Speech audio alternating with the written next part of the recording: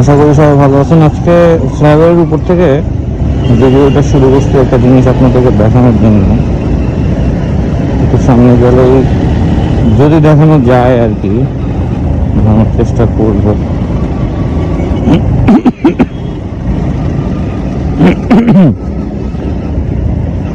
আর্মিদের এই মার্কেটটা আমার কিন্তু খুব ভালো লাগছে। মার্কেটের সামনে স্ট্যাচু আছে, দেখা যাচ্ছে কিনা আমি আসলে বুঝতেছি না।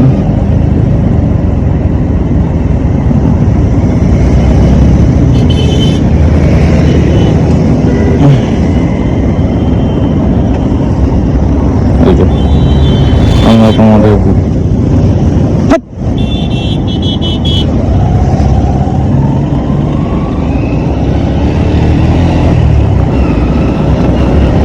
জিনিসটা আমাকে খুবই ভালো লাগছে।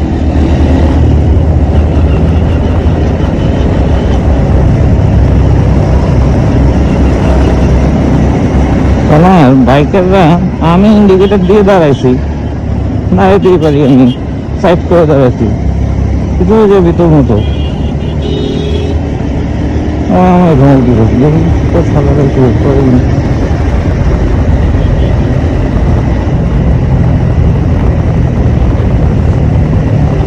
আজকে আরেকটা জিনিস আপনাদেরকে দেখাবো, সেটা হলো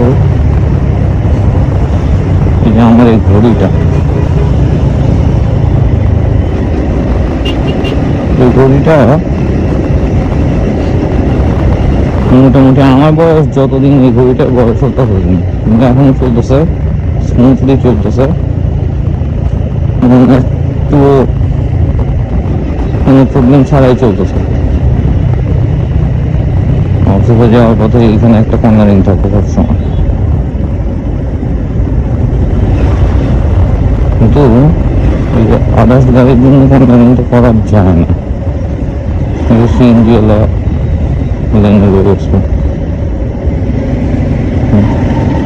হুট হাট লাইন পরিবর্তন, হুট হাট লাইন পরিবর্তন, হুট হাট।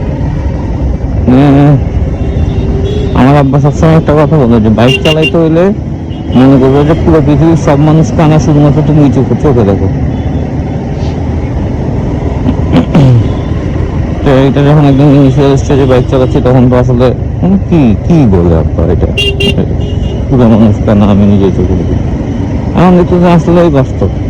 তা আমি বাইকে, আপনি যার কথা চিন্তা করেন, রিক্সার সাথে বাইকের অ্যাক্সিডেন্ট, বাইকওয়ালার ক্ষতি হয়। সাইকেলের সাথে বাইকের অ্যাক্সিডেন্ট, বাইকওয়ালার ক্ষতি হয়। সিএনজির সাথে বাইক অ্যাক্সিডেন্ট, বাইকওয়ালার ক্ষতি হয়। যেই যানবাহনের সাথে যাই অ্যাক্সিডেন্ট হোক না কেন, বাইকওয়ালার ক্ষতি হয়। তো বাইকওয়ালাকে আসলে সচেতন থাকতে হয়, আর কেউ আসলে সচেতন থাকতে চায় না বা সচেতন থাকে না। তো অফিসে যাওয়ার জন্য এই একটা শর্টকাট অফিসে যাইতে যাইতে আবিষ্কার করছিলাম। মোটামুটি ভালোই হয়, এটা দিয়ে যাইতে আধা ঘন্টা 40 মিনিট অফিসে পৌঁছে যাওয়া যায়। আর বনানী হয়ে গেলে বনানী গুলশান দিকে জ্যামে পড়ে থাকতে হয় আধা ঘন্টা 40 মিনিট, আর যাওয়া আসা আধা ঘন্টা, প্রায় দেড় ঘন্টা মতো লেগে যায়। তো ওই দিক থেকে এদিকে মোটামুটি একটু ফাস্ট যাওয়া যায় এবং এলাকাটাও সুন্দর, দেখতে দেখতে যাওয়া যায়।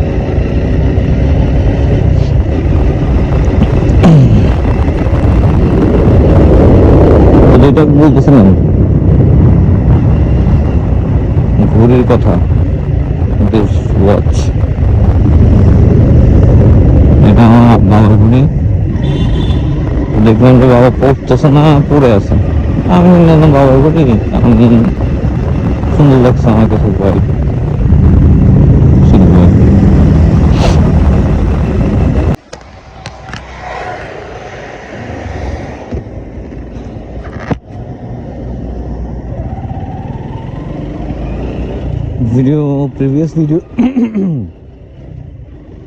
প্রিভিয়াস ভিডিওটা কেটে গেছে, যা বলতেছিলাম আর কি, যে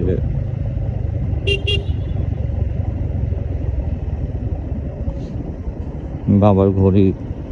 তো এটা দেখুন যা ফেলে রাখছেন, পরে আমি নিয়ে ইউজ করতেছিলাম। পরে মা বললো আর কি যে এই ঘড়ির বয়স মোটামুটি তোমার থেকেও বেশি।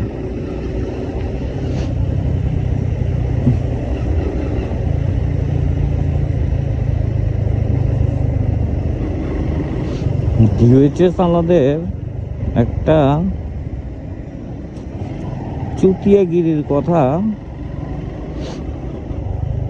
শেয়ার করি। ডিওএইচএস এর যে শাওরার গেটটা আছে, ওই গেট দিয়ে মোটরসাইকেল ইন অ্যান্ড আউট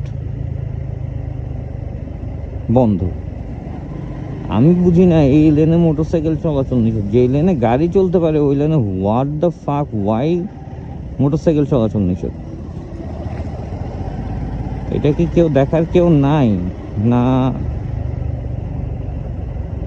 মানে আমার আমার প্রচন্ড জিদ উঠে যখন শুনি যে এখানে মোটরসাইকেল, পদ্মা সেতু তো মোটরসাইকেল চলাচল নিষেধ ছিল। মোটরসাইকেল আরে ভাই, আপনার মাথা হইলে কি আপনি মাথা কাইটা ফালাই দেন? মাথা তো কাইটা ফালাই দেন না, মাথা হইলে মাথা ব্যথার ওষুধ খান। আপনি মোটরসাইকেলের জন্য আইন প্রয়োগ করেন, আইন তো প্রয়োগ করেন না। যে আগে তাও, এখন তো মামলা দেন, তাও মামলা দেন হয়েছে ওই যে 25%-এর জন্য, আর আগে হয়েছে 100-200 টাকা নিয়ে ছেড়ে দিতেন।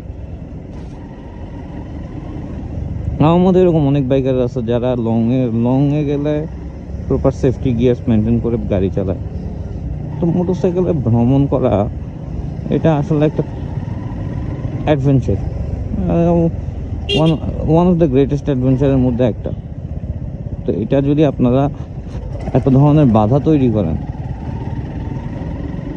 ওই বড় গাড়ি যদি ট্যাক্স পে করে, আমরাও ট্যাক্স পে করতেছি, আমার ট্যাক্সটাও সরকারের খাতায় ব্যয় হইতেছে, ওই ট্যাক্স নিয়ে আমি ঘরে যেতেছি না। তো শালা চশমা লাগাইছে দেখে এই কানা।